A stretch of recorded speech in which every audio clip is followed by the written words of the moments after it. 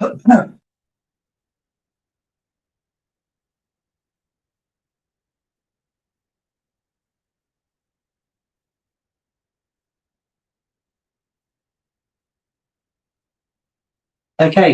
good afternoon. My name is Kevin Jacob. I'm the Senior Democratic Services Officer for the Oxfordshire Leaders Joint Committee. I'm just going to start the meeting by doing a quick roll call of people. Councillor Leffman. Present and in the room. Councillor Healy. Present and in the room. Councillor Brown. Present and in the room. And Councillor Maggie Philippo of the Rivers. Present in the room. Okay, and Councillor Graham. Graham. Graham. Present and in the room. And Councillor Bevan. Present and in the room. Thank you. Okay, thank you.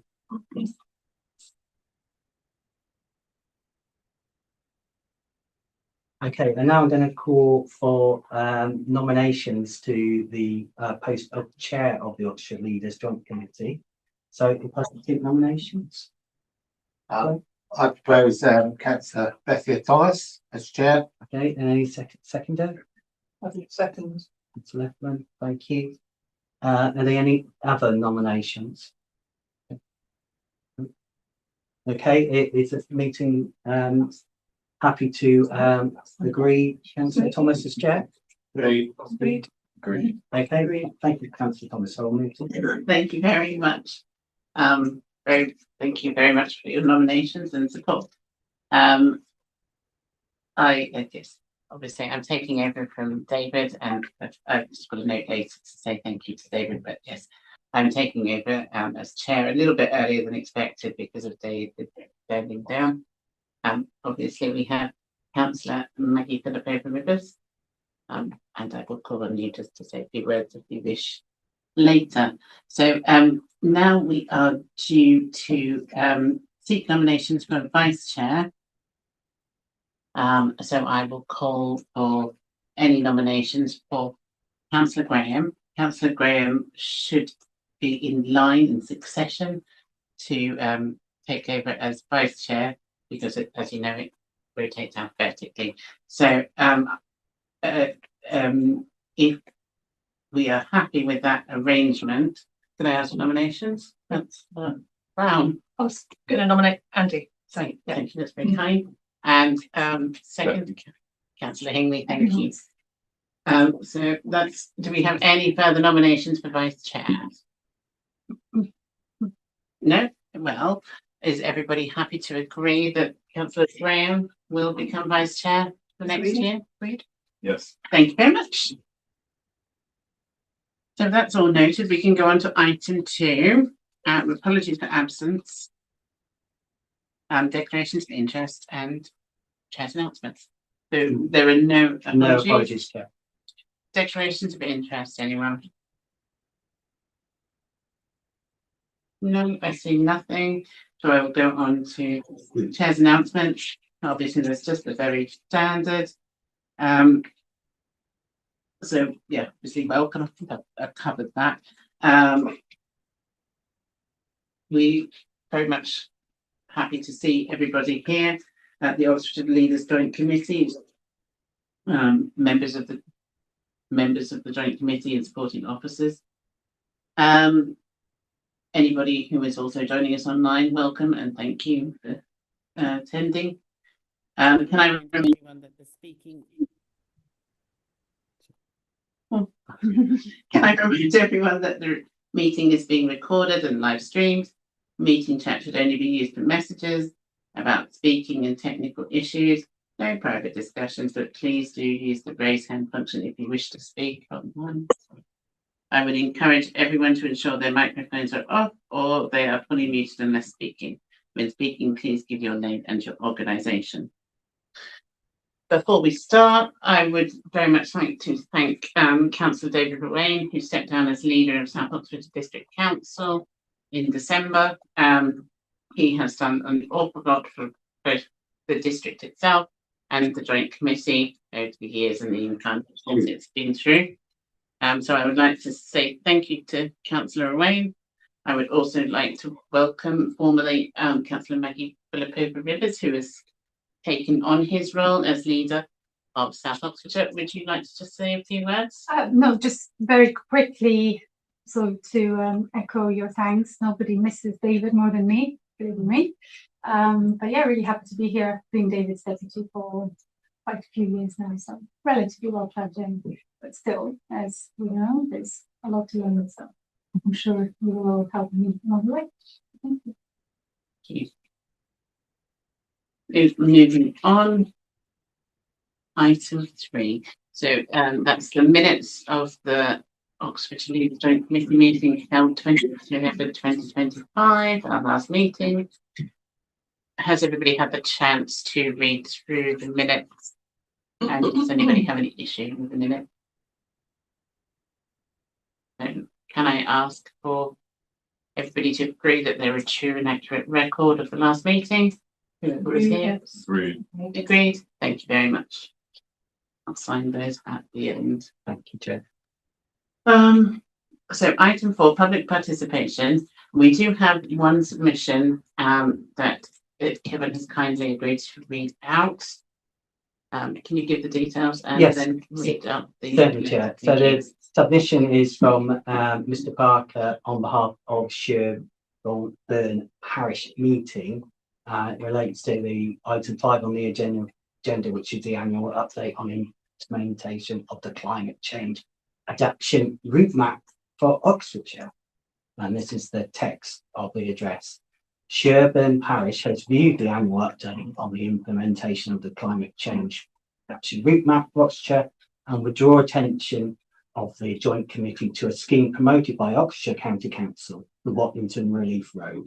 The scheme is recommended for inclusion in the County Council's 26-27 capital programme.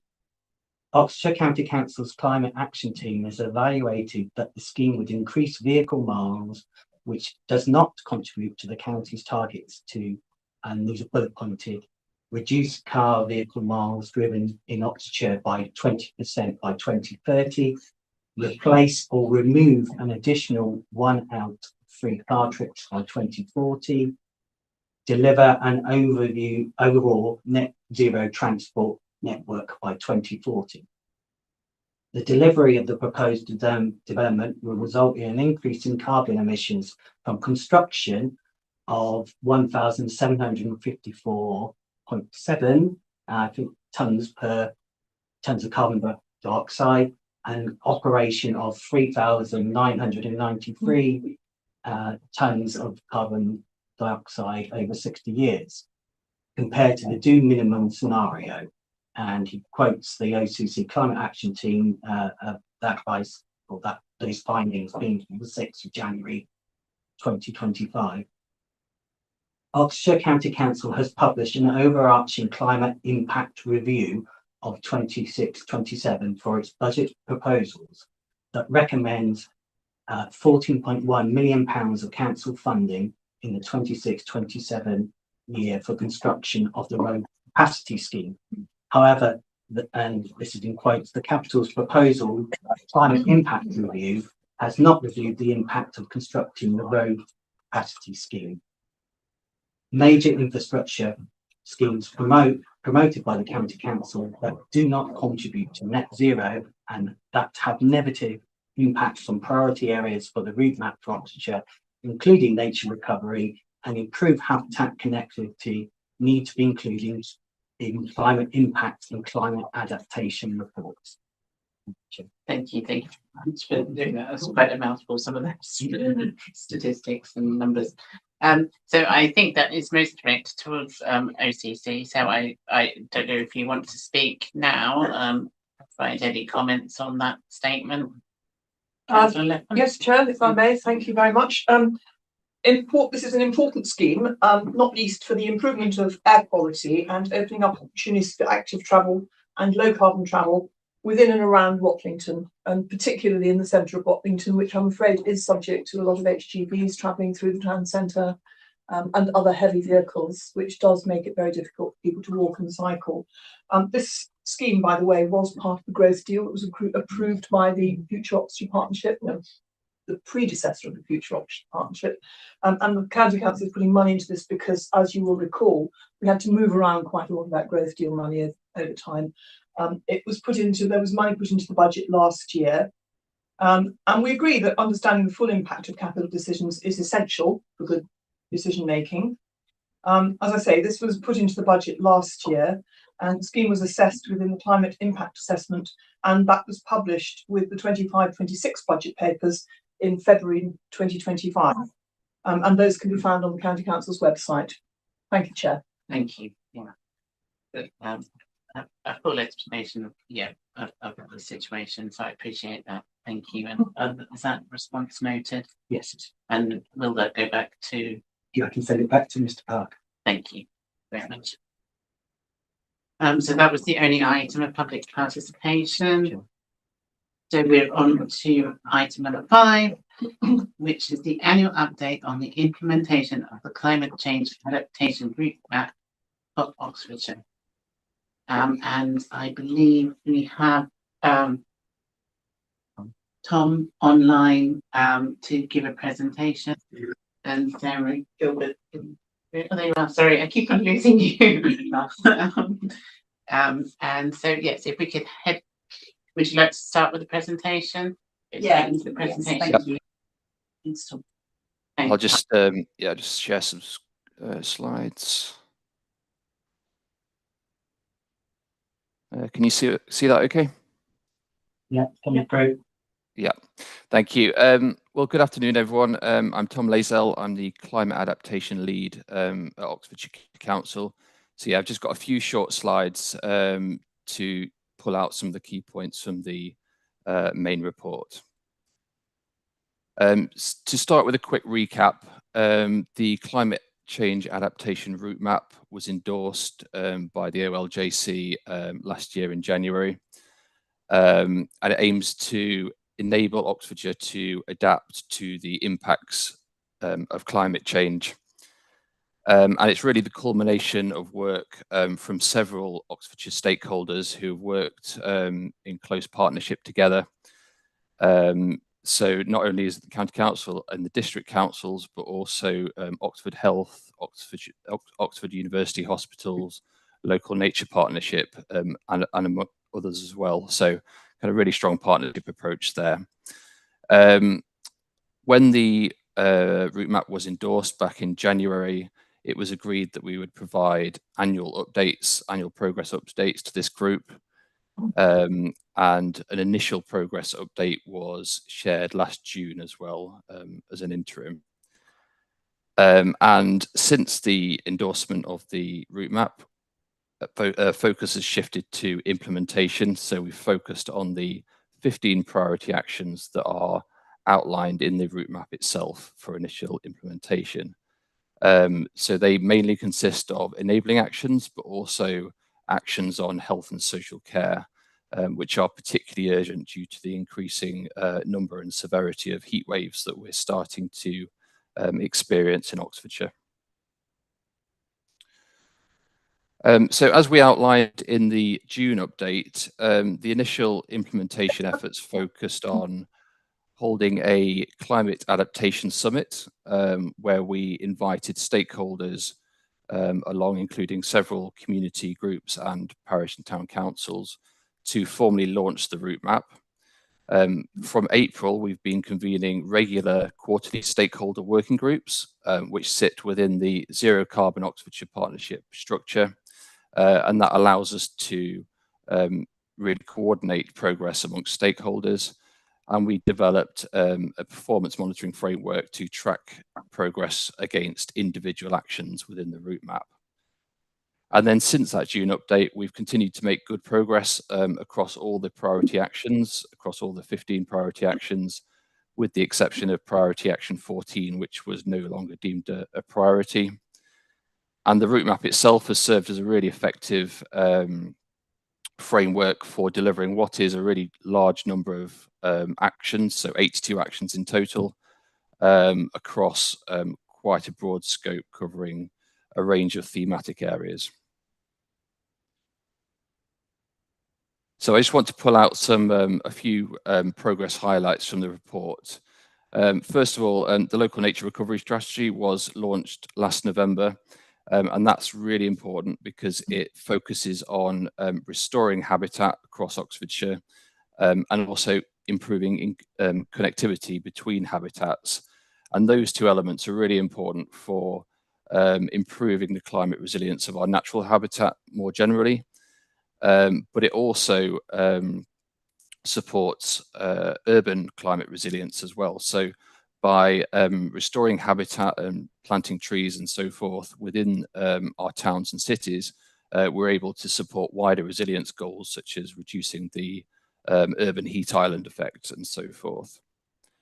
The County Council's flood risk team have also been at the forefront of funding 58 natural flood management projects so far this financial year. So these are community level projects where communities receive up to £25,000 per project.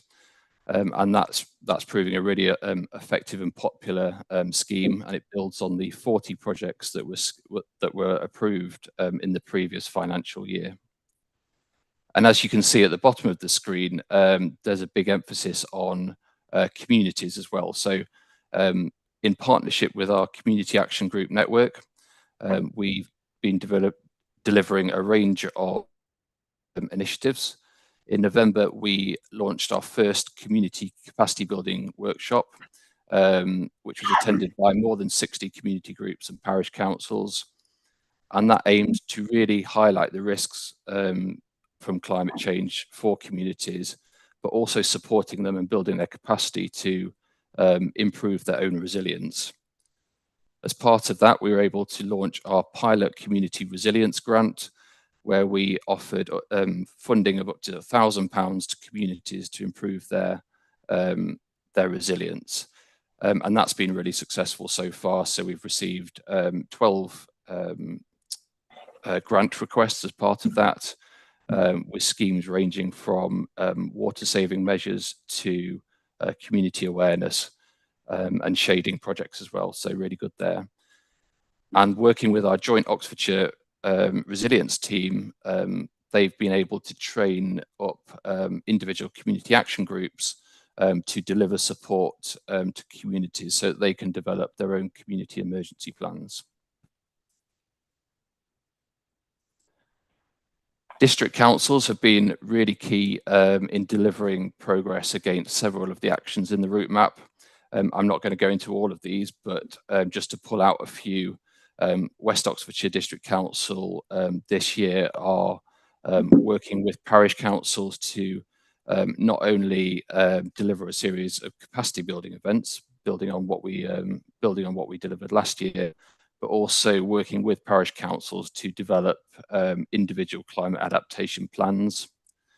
South and Vale District Council have implemented a mandatory e-learning course on climate adaptation as well, and the Vale of Whitehorse has allocated £100,000 to its climate action fund, which includes measures to support adaptation. Oxford City are leading on a project at New Hinksey Primary School to deliver improved climate resilience in the form of rainwater harvesting to reduce service water flooding. And Cherwell as well have recently appointed a new head of biodiversity and climate resilience, which will really add emphasis onto climate resilience, which is great. And this is, of course, and there are of course emerging local plan policies, which have a range of measures within them to improve the climate resilience of new developments. And it's not just the district councils and the county council that are delivering this. We're working with a range of other stakeholders as well. So the Wildlife Trust have recently appointed a farmer cluster facilitator, and they've formed a new farmers advisory group, really working towards priority action 15 within the route map, which is to engage farmers and landowners on climate risk and climate adaptation measures. Oxford University hospitals have recently added climate change as a specific risk on its corporate risk register, which is the same approach that we've taken at the County Council. And the Even Load Catchment Partnership have restored more than 5 hectares of wildflower meadow over the course of last year.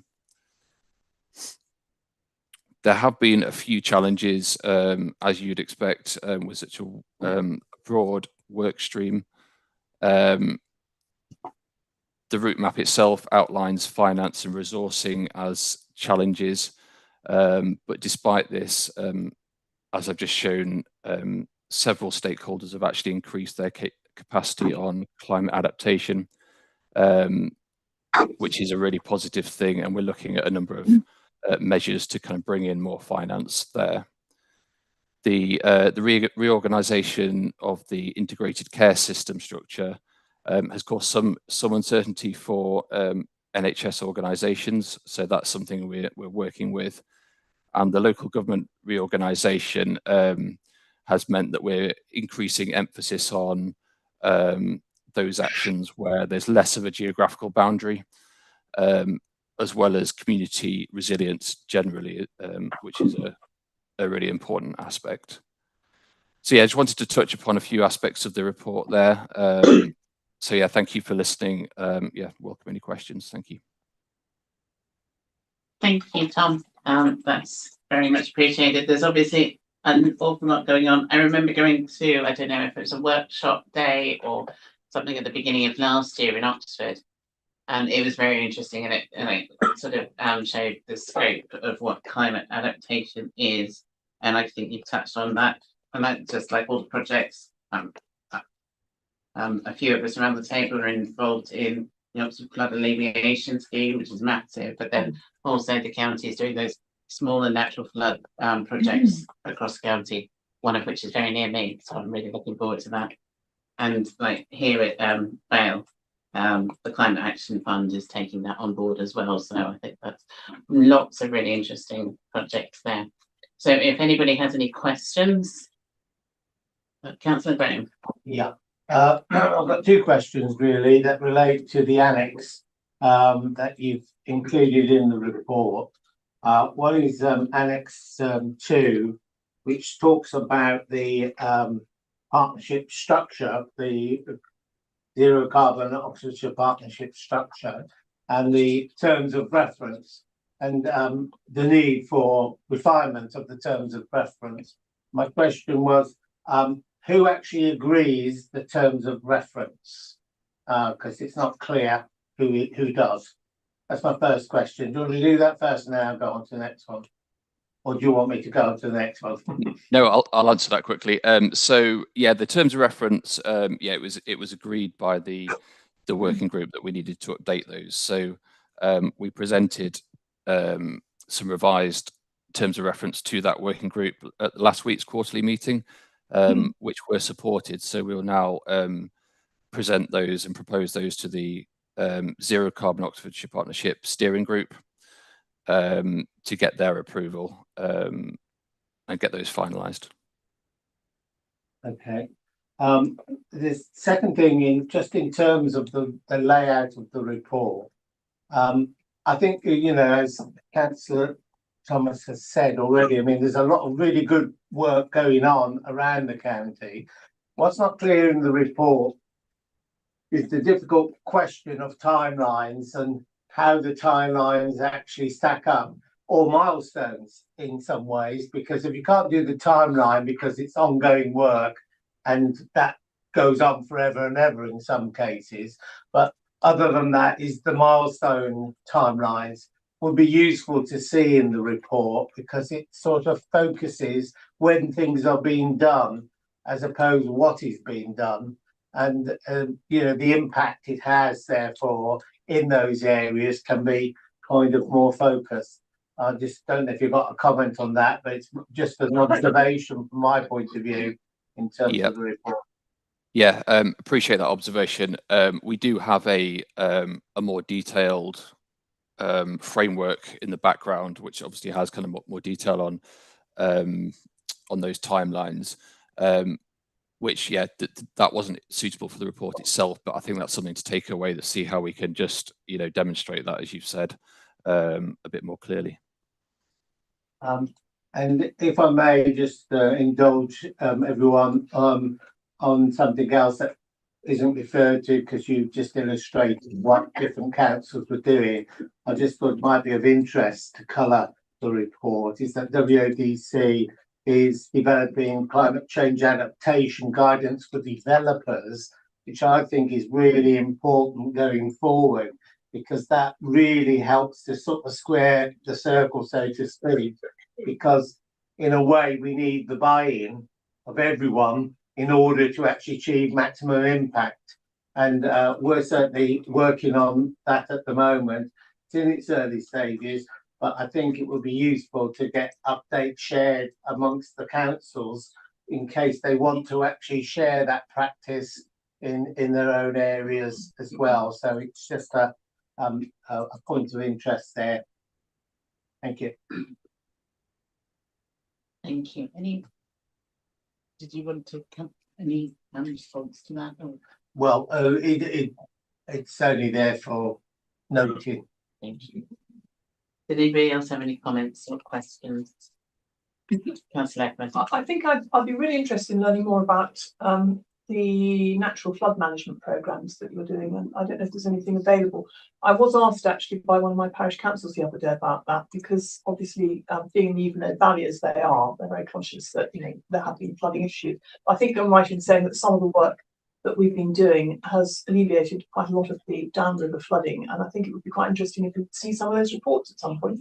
Yeah, we can certainly bring some of those reports, I think, both at the scale, as Tom said, as some of the sort of smaller scale initiatives that are coming forward through the county's funding, but it's certainly in the Evenode catch, there's a very organised farmer cluster looking at some of this natural flood management practice. So I can take away to send to the group a bit more detail on that. That'd be really helpful. Thank you, Sarah. Thank you. Yeah, it is really interesting, and it's when you learn more about it, I think you realise how the different schemes are all interacting, and like the farm cluster working with the stuff that the county is doing. It seems as though everything's getting a bit joined up, which is nice. Anything else? Hi. So this morning, actually, I came from villages that floods terribly, knee height waters, and it was attended by SODC flood engineer as well as the OCC one. And I think my question is really, and they identified problems quite historically in rural areas. The ditches are not there. Some of the drains that collapsed, after years of neglect. We're discovering this as OCC is now clearing some of the gullies. Well, all of the gullies, actually, probably say, which is really welcome. And I just wondered where on the action plan, the implementation plan, is this work? It is happening, and it is really welcome, and I think it will help. But I wonder which action does that sit? And it is an adaptation measurement. It's ultimately about ensuring that the kind of system, drainage system works. Yeah, absolutely. So there is capital investment this year in gully clearance. I don't know from a presentational perspective whether we're capturing this in this update or not. Yeah, it's fairly high level, I think, the actions, but actually it's those much more detailed ones that really do make a difference. And by the way, really welcome.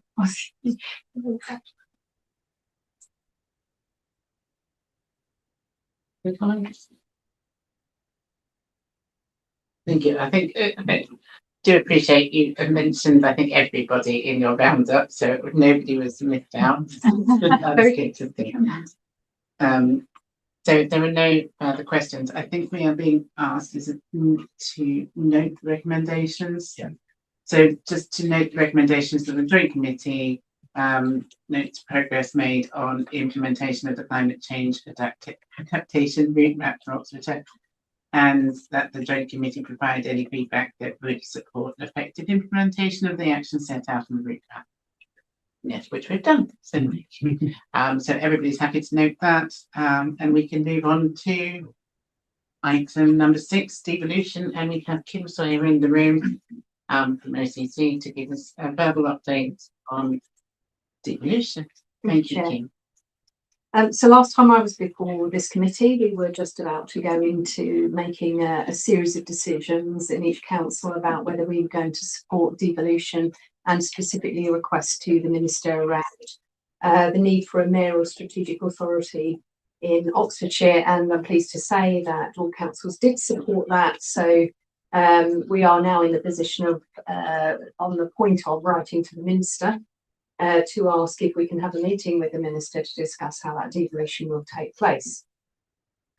We are setting up, or in the process of setting up, a devolution programme board, so the leaders will be aware of that, but the detail of that will follow, and you will be signing that up at your first devolution programme board meeting, which is scheduled for February. Now, there was some reference made in the webinar from MHCLG today about the fact that a ministerial statement was issued in that time between when we started issuing our reports for approval by each of our councils and actually us sending our expression of interest into government. The Minister issued a statement. Primarily that was to delay or postpone the elections of mayors in those areas that were on the devolution priority programme. But also in there was a message for new areas who were coming forward and interested in devolution that they would like to see foundational strategic authorities as opposed to mayoral strategic authorities set up in those areas. So that has raised an interesting question about whether we as an area would still maintain that we need a mayoral strategic authority for this area, or whether we would be happy with a foundational strategic authority. And the difference between the two is that essentially it's the levels of powers that you're able to control locally and the level of funding that you get, which is attached to those powers. So we are going through a position of exploring that, and we will bring it through the devolution programme board, and there will in due course be a report back to this committee as well about what the decision of the programme board was. As you know, the programme board covers a much wider regional area. So those are the next steps. We envisage at that programme board signing off that request to the Minister. We have just started having conversations with MHCLG officials about what the Minister would likely expect from us and what we expect from the Minister. And as you know, the Growth Commission report was published, the interim report was published just before Christmas. And that showed, I think, a level of growth for Oxfordshire in particular that you don't really see anywhere else in the country. Or it would be hard to surpass the level of growth in there, where the number of jobs is far exceeding the planned number of housing. And as you know, when we first met with the leaders, inclusive growth was very much at the forefront of all your thinking about what you wanted from a new strategic authority. And employment at that level coming forward into our area, huge levels of investment, people publicly investing into our area, but with no plan for how all of that growth is going to be supported by the public sector through proper housing development, transport and skills. That means that you are not unlikely to achieve that inclusive growth unless you are able to put a plan in place that essentially wraps around all that growth and plans for it in a much more efficient way. So that's what essentially the devolution programme board will be working towards and looking to discuss with the Minister. Another development that we had spoken previously about the voting at the MSA table and Oxfordshire's position in relation to that. And we met with MHCLG officials before Christmas, and they were very clear that what we should not do is make any connection between the voting at the MSA table, the Strategic Authority table, and the LGR process, because those two things are not linked. They are quite separate.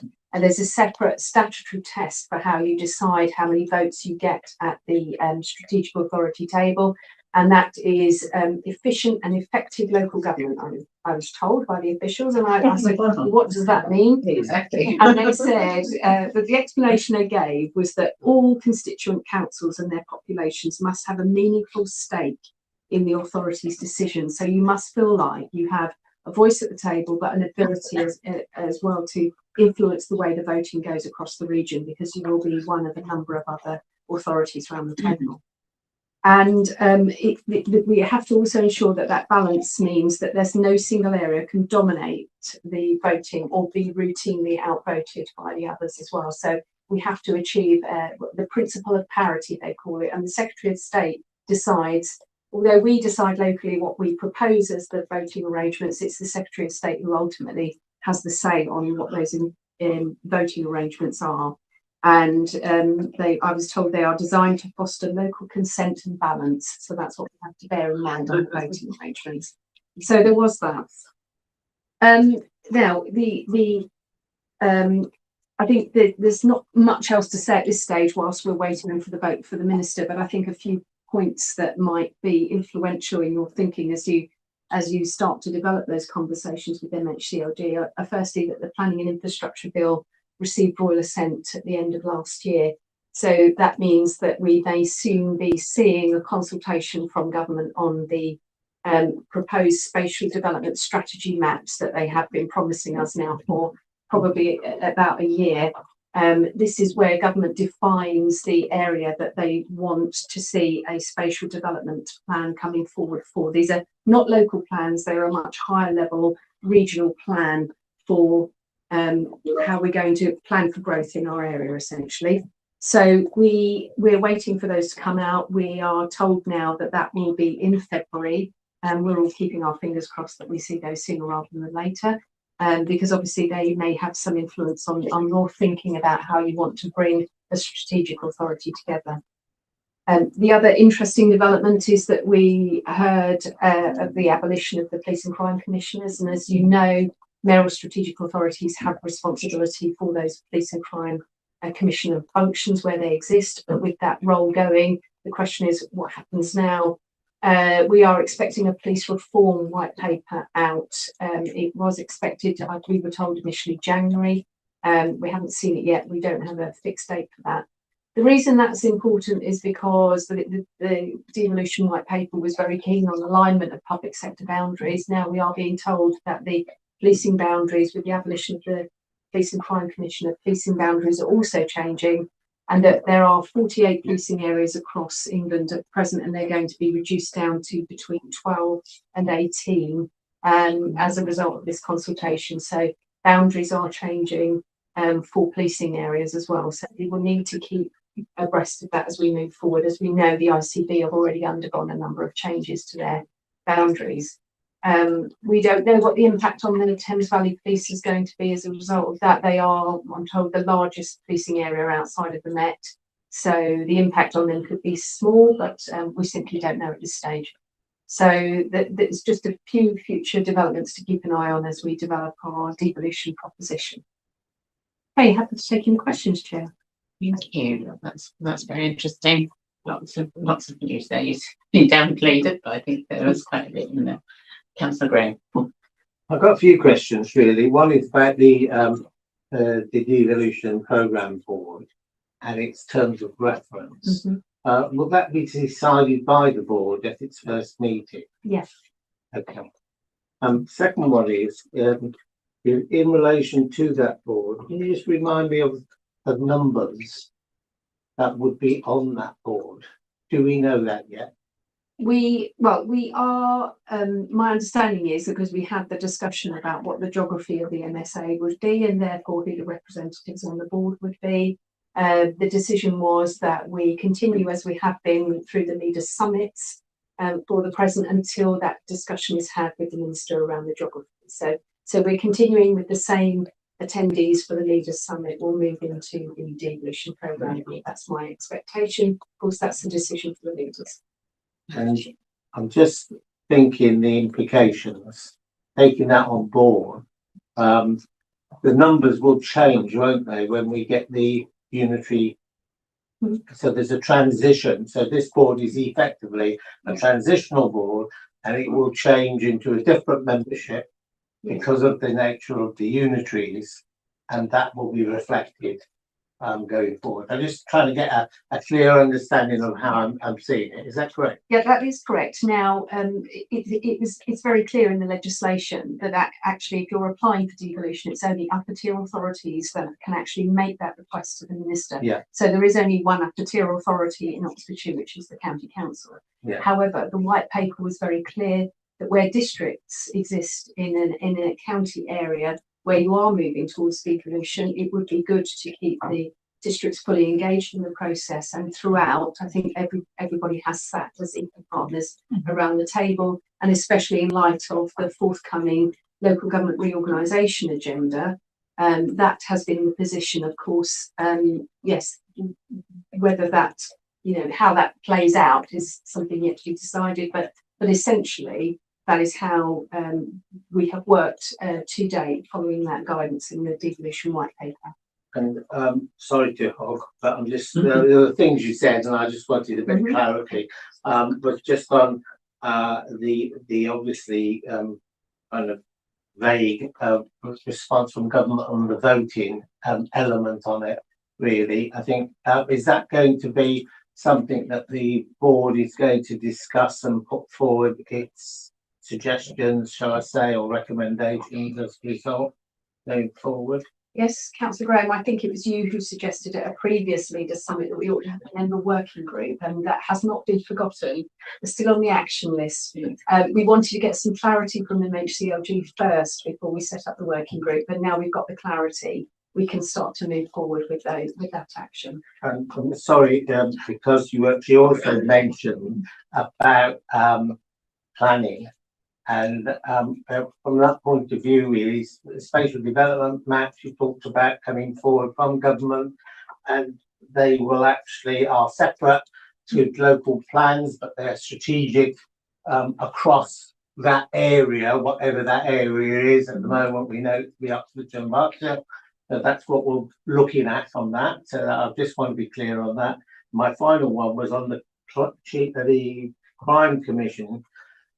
There's a little bit of an issue there because the current, if the area that the police commissioner is, or whatever, is covering is bigger than the area that has actually been decided upon in devolution terms, what happens to the areas that aren't covered under the devolution map? Because it just seems as if there may be an overlap somehow on this, and I just wondered about accountability and all the rest of it. How can those areas feel comfortable and confident that they're not going to be left out because there's no accountability, strictly speaking, because you've got two areas, for example, Thames Valley, what area would that actually be if it's covered by the police, and yet the actual combined mayoral authority, say, is only covering, say, Oxfordshire and Berkshire? There's a bit of a mismatch in the map there. So I just wanted to raise that. So there is some guidance on the MHC, I think it was the Home Office website, which says that policing boards will be set up for those areas where it covers more than one authority. So and it will be the most upper tier authority. So if you have a strategic authority for that area, then the mayor or the chair of that strategic authority will be on the policing board, along with any other areas that exist in that policing arena. But we are waiting for further detail on how that actually looks. I'm giving you my best interpretation of government advice today. All right, thank you. You're not going to be able to speak that much when you're chair. Well, I thought I'd take advantage now. You really have mastered my name. Just one really logistical question. Is it normal practice not to get reports? Because there's so many good things that I want to be able to circulate kind of downwards with, council, with parishes and towns. They have no idea what is happening. And although I appreciate we don't have all the detail and some of it is your best guess or interpretation, I think it's really important for people to understand what is happening. They genuinely have a lot of clue. Some don't care, but ultimately I think we need to do our job. And I think I feel that I would not be able to do what you have just said any justice, certainly not yet. So that was one of my questions. You said that we got clarity in terms of governance. From what you read there, I really wasn't clear on what that meant. So I just wonder whether you have any even speculative kind of assessment of what do we mean by people feel that they have stake and that they're represented. Does that mean that it's a population measurement, or what does it mean that it has to be elected leaders? I mean, what is yeah? Because I remember there was also in the white paper there was some talk about commissioners. Well, certainly they won't be elected. So anyway, any reflections on governance more than what you have just read for those of us who are quite new to it? Yeah, well, what government has given us is guidelines, and now it's for the leaders of the area to sit down, as we've proposed in a member working group, to start to work through what could that look like. And some places do geographical measurements, so they look at population numbers, or they look at the size of the area. They look at what's going on in the area to say, you know, is the majority of the growth going to be in one particular area, and therefore should their weighting of the votes be slightly different compared to other areas. So there's lots of factors, but it's for general discussion amongst the leaders, and then they put a proposal forward backed by their reasons for selecting the way in which they want the votes to go, and then the government decides if that's fair or not. And if I could just follow up, and I promise I will stop. I will not join Andy. Please do, help me out. You said you've got guidelines. Could those be shared? Yes, so happy to share. Any other questions? Councillor Hingley. Thanks for the update, Kim. You said that the government was starting to think a bit more about foundational authorities as well as male strategic authorities. So could you just remind us about the limitations of a foundational authority as compared to a male strategic authority?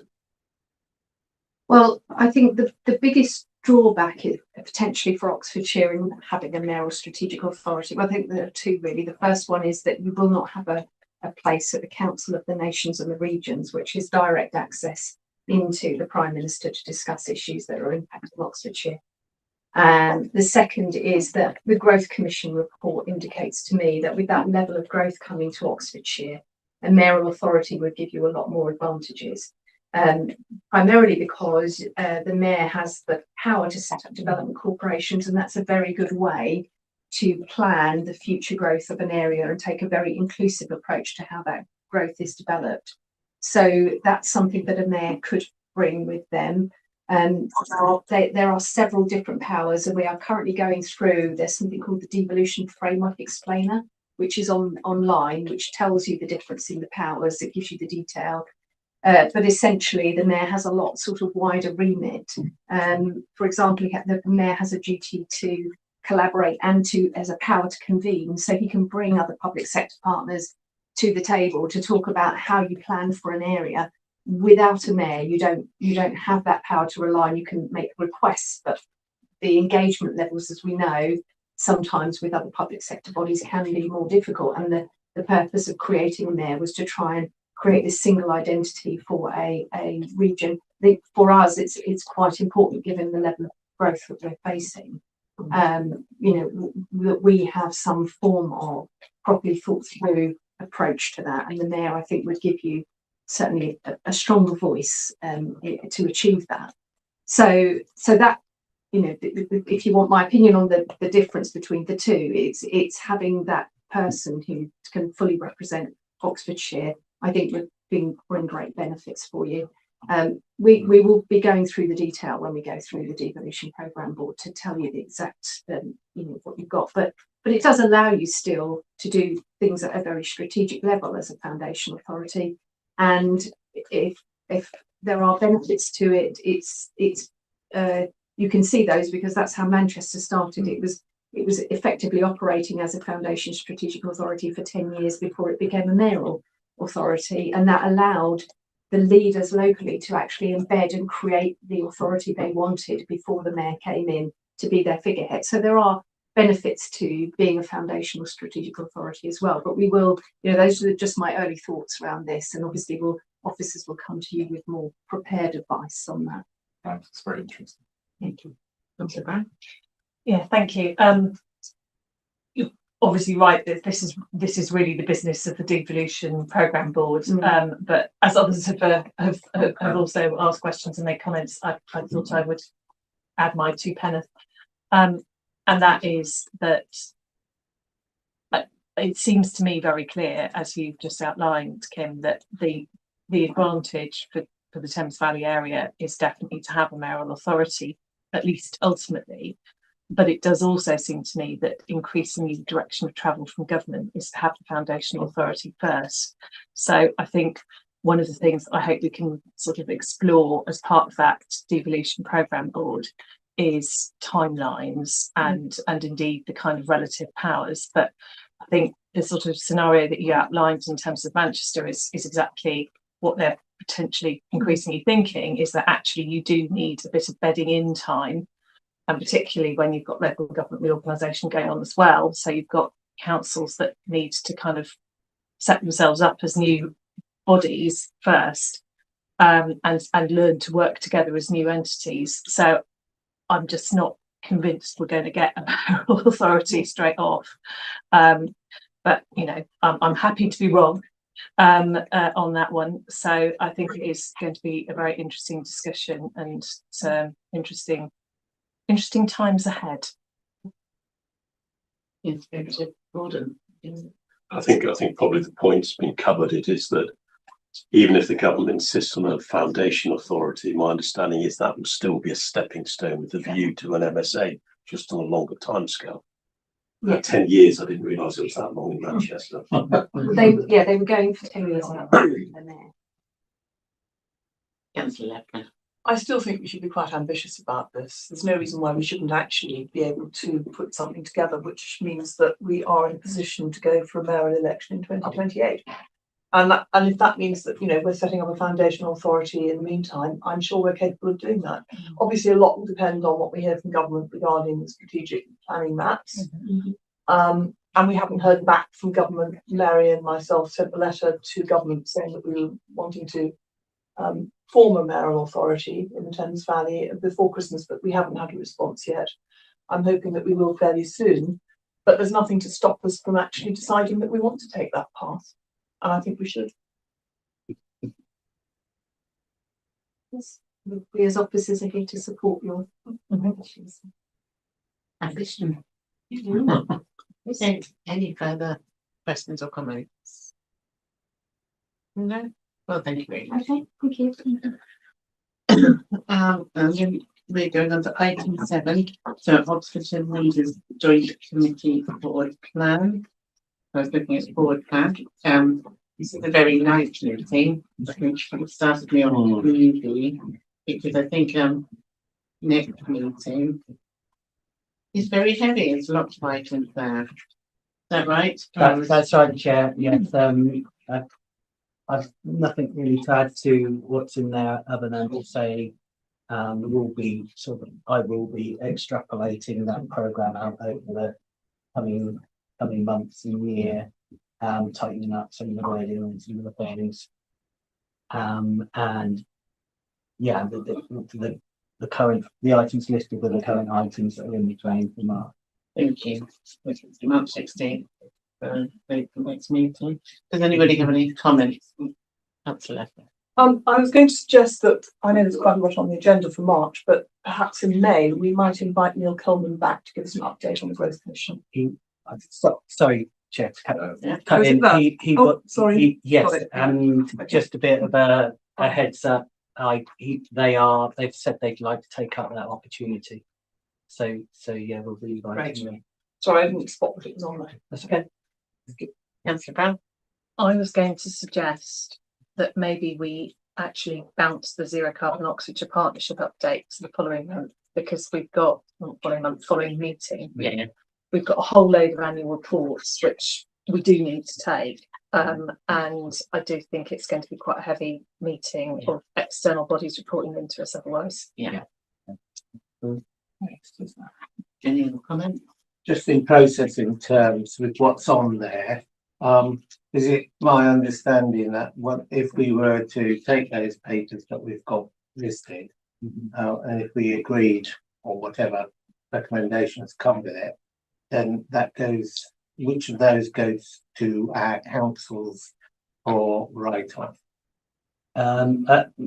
The Oxford implementation would need to go through your council's decision-making process, yes, but the other annual reports are all annual updates that are linked to this joint committee. Right, So they're just a note, they don't require any action.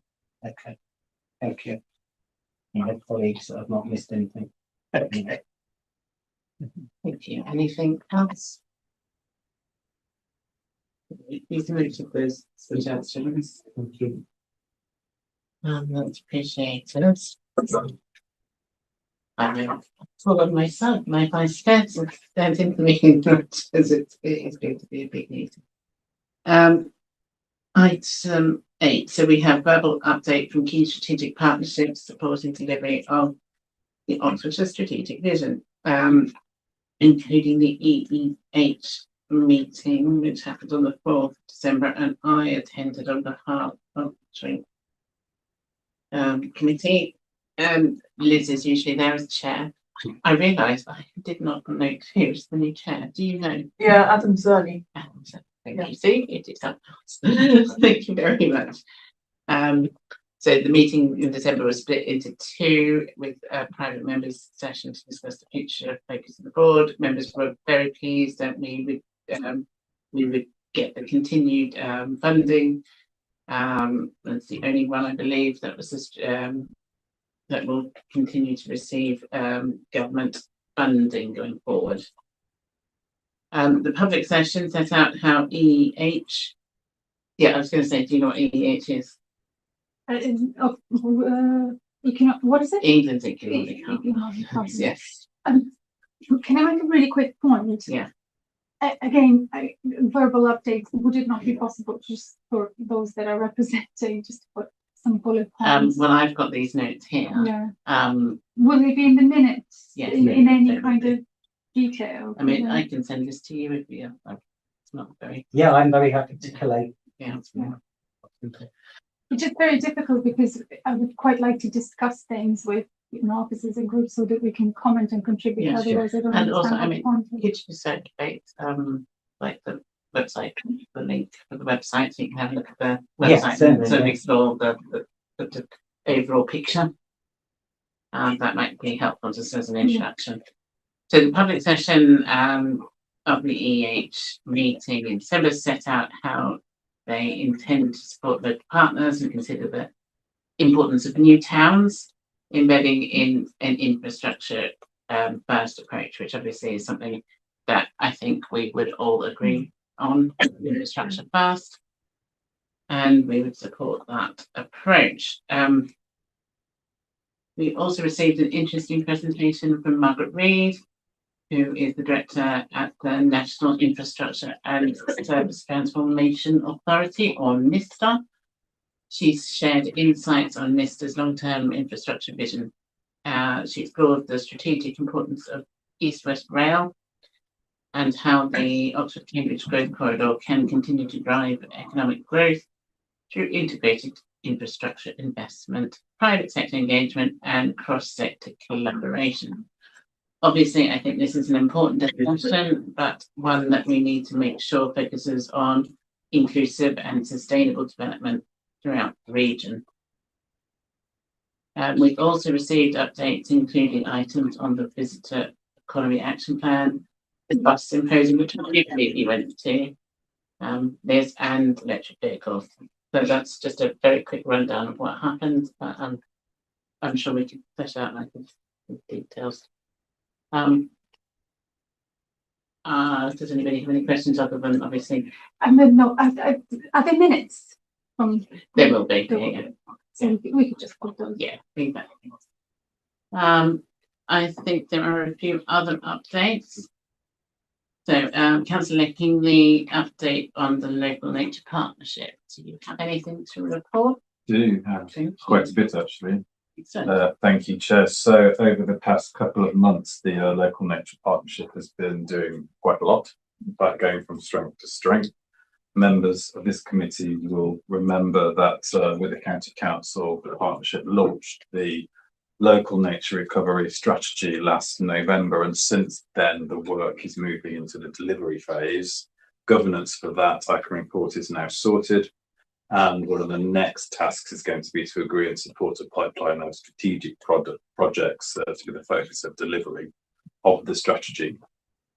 And the partnership is also working very hard with the County Council and with others to ensure that the strategy is then embedded into local decision making, something that we might all wish to consider in the context of our work on LGR and devolution going forwards, where we can consider whether to give nature a stronger or a weaker, I would recommend a stronger voice at the table, and in the strategies that we've start to put together as part of that process, prioritising the natural environment in things like land use planning, economic growth, climate change considerations, and flood risk.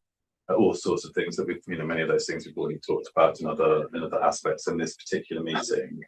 Just to report some of the other things that the partnership has been doing. The committee may remember agreeing housing and growth deal capacity funding for a nature finance manager. Well, that's going to be filled this month by two different people. One who's an expert in landscape recovery, and the other is an investment manager with fund creation experience. And then just to talk a little bit about the people and nature work stream that's going on. There's been funding from OCC's public health team. So the people and nature manager, Lizzie Moore, has organised some nature-based training for 15 healthcare professionals and community support workers already, with an anticipated 100 more to be trained by the summer, which goes a long way to mainstreaming nature as a part of the healthcare system, and that's evidencing NHS cost savings and improvements to quality of life for people in society. And one final thing I just wanted to report on was the work that the Nature Partnership is doing to lead the way in national policy advocacy for local partnerships. So Matt Whitney, who I think many of you will know, he's working closely with DEPRA officials and bringing partnerships and parliamentarians together in Westminster via the Local Nature Recovery All-Party Parliamentary Group. So that's got an acronym, it's LNRAPPG. MPs and peers there are supported to advocate for nature via various parliamentary interventions, and that's positioning Oxfordshire at the national level in a leadership role amongst this nature partnership community. So as you can see, there's quite a lot going on. Councillor Philip Overrivers, I'm very happy to share briefly we put together for you, so you don't have to take the notes now. Thank you very much. And I believe there's one more update.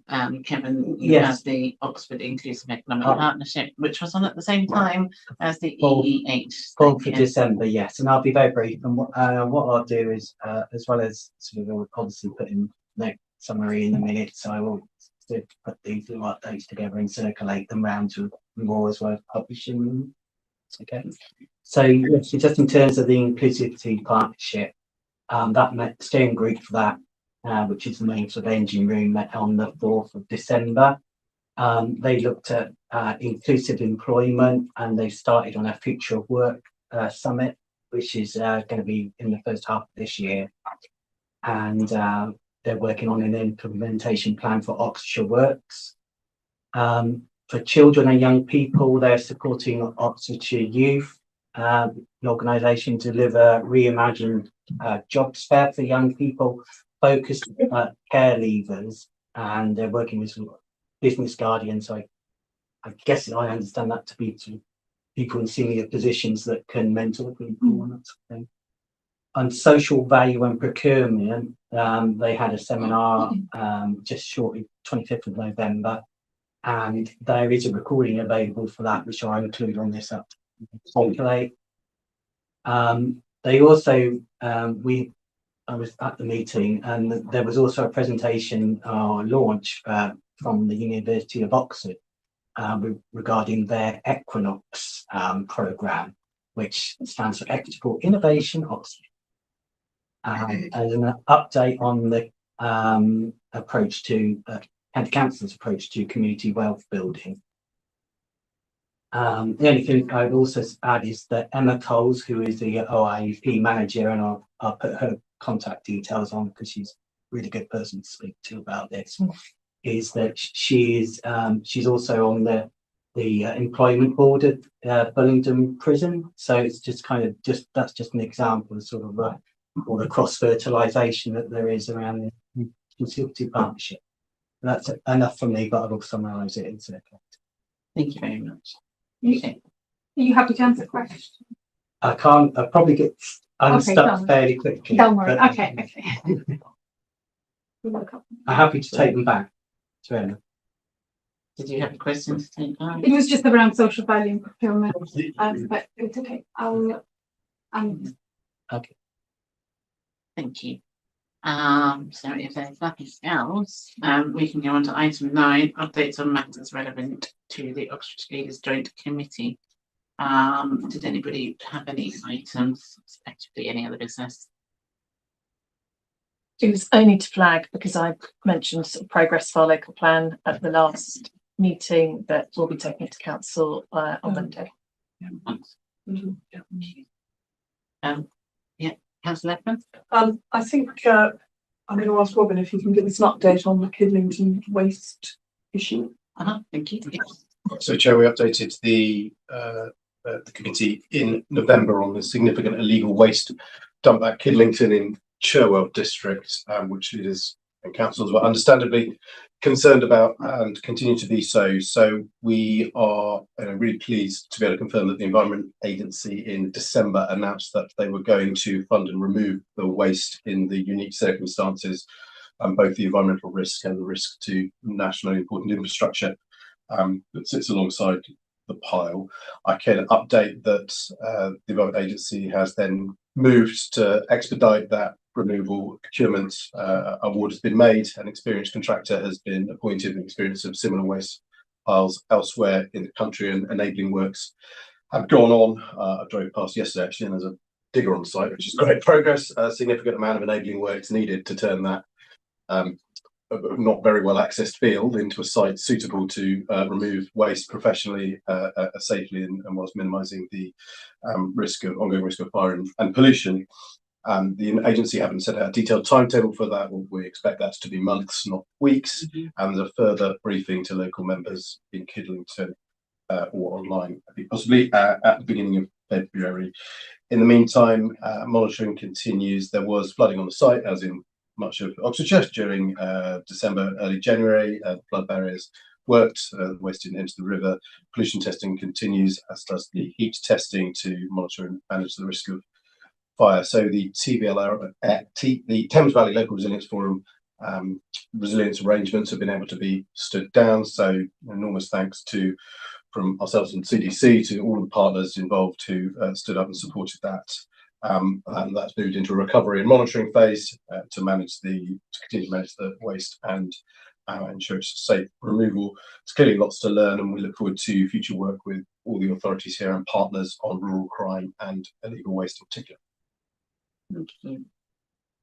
Well, I'd just like to add my thanks to those that Robin has expressed, to everybody that's been involved in this, including officers at the County Council locals in Cherwell and our fire and rescue service. They've been really a really important part of this, monitoring heat in the large dump that we have there.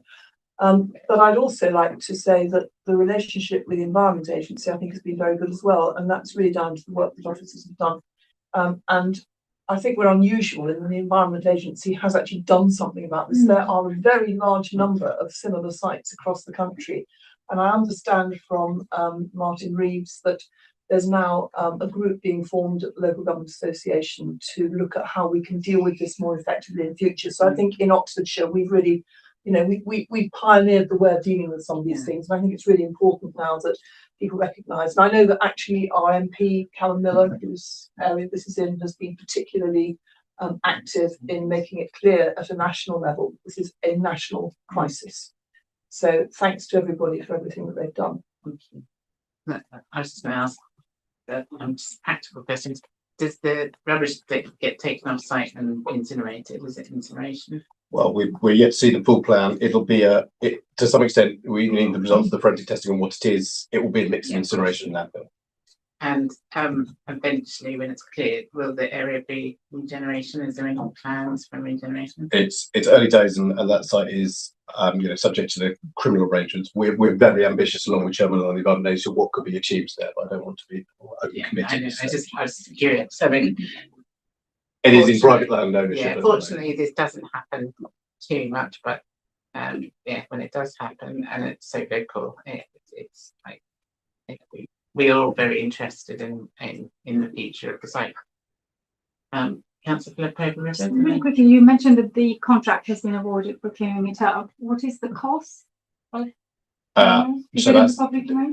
it's not in public domain. Okay, It will be at some stage in terms of the overall cost of the. It's in the many millions, and I should have said, and I didn't include on the list. It was on my note. We're also very grateful to the local contractors who supported during November and December in the planning and showing local intelligence on how we could best achieve the removal, which meant we were able to hand over to the Environment Agency a ready to go plan of how to do it. Councillor Hingley? Yes, there's little more to add to what's already been updated on by council colleagues. Just to add my thanks to those, to everybody who's worked on this, and also to the local community in the Killington area and to local representatives for engaging with us at the council level on this, and to recognise the Environment Agency for working with us and for taking us forward. And yes, it will take months rather than weeks for the site to be cleared. It is, as I'm sure you all know, huge. But we shall continue to monitor it very closely to make sure that the site is cleared as soon as it's practically possible over the course of this year. Thank you. Yeah, thank you. And whilst it's really welcome that work is now starting on the site to clear, I think what local residents will also be very keen to understand is progress in terms of holding those responsible to account. And I appreciate that's a more difficult part in terms of communication, but I think communication around both elements is really important. So I would encourage the county and Charnwood District to communicate on both of those issues where as much as they can with local residents and to local communities more widely through the media. I don't actually think you can do enough in terms of communication on this. I think there's been a huge degree of anxiety, understandably, because this is a really worrying development. And whilst I appreciate that there may be real restrictions if there are ongoing legal proceedings, then I still think you need to say something, even if it's that. So, yeah, I hope that can be said. Clearly, we can't say very much. And the reason for that is because it's actually in the hands of the Environment Agency.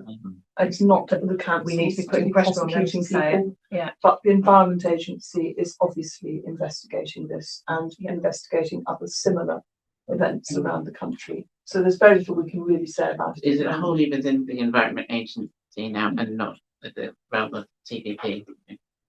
Yeah, it's the Environment Agency's responsibility to investigate. And quickly as well, is there any sort of, and again, you probably don't know because it's an Environment Agency thing, but you mentioned that they're sort of linking it up with other areas, the sort of. We know that there are a lot of dumps of this kind across the whole of the country. Mm-hmm. I think there was it was a remarkably large number. I can't remember exactly what it was. I know there was a 7 involved, but it was 700 or 170. But I mean, there are really large numbers of this, and it's not just one gang; it's many. So I think this is a really big national investigation that's going on here. Glad it's been brought to light. Just one more. I think I agree. There's a lot of public interest in terms of the culprit, but what I believe is even more interesting to communities is how we can prevent it. Yes. And so I think hopefully the LGA working group will be dealing not only with what happens in the aftermath, but actually what are we going to do to prevent it. And I think there's some important learnings. The little I have heard, well, no, I'm from what I have heard a lot actually, but there are some learnings to be had. And in terms of, I know it's really difficult for any public services to move into that prevention space, but wouldn't it be nice if we could?